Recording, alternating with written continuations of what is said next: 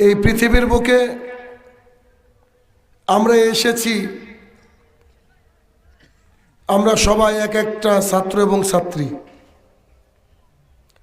আল্লাহ সুবহানাহু ওয়া তাআলা একটা সিলেবাস পাঠিয়ে দিয়েছেন। এই সিলেবাস অনুযায়ী আমাদের জীবনকে পরিচালনা করতে হবে। এই যে কিতাবটা এখানে লেখা আছে আসমানি, দেখেছেন? কিতাবটা কোথা থেকে এসেছে?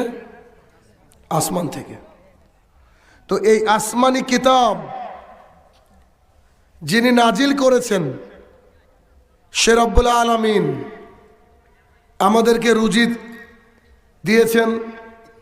সে রব্বুল আলামিন এই পৃথিবীটা সুন্দর করে বিস্তৃত করেছেন, সবই আমাদের মানুষ জাতির জন্য, ঠিক না? মানব জাতির জন্য।